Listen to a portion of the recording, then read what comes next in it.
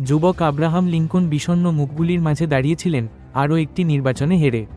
তার হৃদয় পরাজয়ের ভারে ভারী, বছরের পর বছর ধরে তাকে অনুসরণ করা ব্যর্থতা ফিসফিসানি প্রতিধ্বনিত করছিল। তিনি তার চাকরি হারিয়েছিলেন, ব্যবসায় ব্যর্থ হয়েছিলেন, প্রিয়জনদের হারানোর কষ্ট পেয়েছিলেন এবং বারবার রাজনৈতিক প্রত্যাখ্যান দেখেছিলেন। এটি ছিল আপাতদৃষ্টিতে ব্যর্থতার এক অন্তহীন ধারা।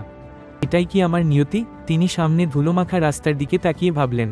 তিনি প্রতিটি প্রচারাভিযানে এত আশা, এত প্রচেষ্টা বিনিয়োগ করেছিলেন, কিন্তু কেবল হতাশাই পেয়েছিলেন। একজন জ্ঞানী বৃদ্ধ শিক্ষক ইলিয়াস লিঙ্কনের অস্থিরতা লক্ষ্য করলেন এবং তার কাছে এলেন। আব্রাহাম, ইলিয়াস নরমভাবে শুরু করলেন, তোমার আত্মা শক্তিশালী, কিন্তু তোমার দৃষ্টি মেঘে ঢাকা থাকতে পারে। কিভাবে মেঘে ঢাকা, ইলিয়াস? লিঙ্কন হতাশার ঘন কণ্ঠে জিজ্ঞাসা করলেন। আমি কেবল মানুষের সেবা করতে চাই, পরিবর্তন আনতে চাই, তবুও প্রতিটি দরজা বন্ধ হয়ে যায়। ইলিয়াস আলতো করে লিঙ্কনের কাঁধে হাত রাখলেন। তুমি তোমার পথকে তোমার গন্তব্যের সাথে গুলিয়ে ফেলছো, আমার ছেলে। একটি নদী সরল রেখায় প্রবাহিত হয় না, তবে এটি সর্বদা সমুদ্রে পৌঁছায়। প্রতিটি বাঁক, প্রতিটি পাথর, প্রতিটি জলপ্রপাত তার যাত্রার অংশ, তার চূড়ান্ত উদ্দেশ্য নয়। লিঙ্কন ইলিয়াসের কথাগুলো ভাবতে লাগলেন, কাছের আঁকাবাঁকা খালের দিকে তাকিয়ে। তিনি প্রতিটি রাজনৈতিক পদকে তার একমাত্র গন্তব্য হিসেবে দেখেছিলেন, একটি বৃহত্তর লক্ষ্যের পথ হিসেবে নয়। তার লক্ষ্য ছিল সেবা করা, উন্নত করা, নেতৃত্ব দেওয়া। নির্দিষ্ট পদটি কেবল একটি মাধ্যম ছিল।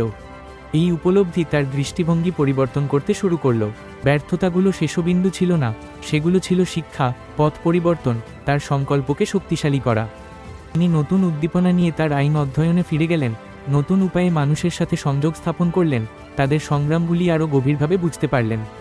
তিনি জনসেবার স্বপ্ন ত্যাগ করেননি, তবে একটি একক নির্বাচনের ফলাফলকে তার পুরো উদ্দেশ্যকে সংজ্ঞায়িত করার অনুমতি দেওয়া বন্ধ করে দিয়েছিলেন। তার গন্তব্য স্থির ছিল, আমেরিকাকে উন্নত করা, কিন্তু তার পথ আঁকাবাঁকা হতে পারত এবং হবে। বছর কেটে গেল, আরও চ্যালেঞ্জ, আরও শেখার সাথে। তিনি তার বক্তৃতার দক্ষতা বাড়ালেন, আইন সম্পর্কে তার বোঝাপড়া গভীর করলেন এবং ন্যায়বিচারের জন্য ওকালতি চালিয়ে গেলেন। প্রতিটি বাধা, প্রতিটি কঠিন কথোপকথন, প্রতিটি না একটি চূড়ান্ত স্টপ ছিল না, বরং এমন একটি পদক্ষেপ ছিল যা তাকে তৈরি করেছিল, তাকে আরও স্থিতিস্থাপক, আরও সহানুভূতিশীল এবং যা আসতে চলেছে তার জন্য আরও প্রস্তুত করে তুলেছিল। অবশেষে, বছরের পর বছর অধ্যবসায়ের পর, অনেক নির্বাচনী পরাজয় এবং ব্যক্তিগত পরীক্ষার পর, আব্রাহাম লিঙ্কন নিজেকে মার্কিন যুক্তরাষ্ট্রের রাষ্ট্রপতি নির্বাচিত দেখতে পেলেন।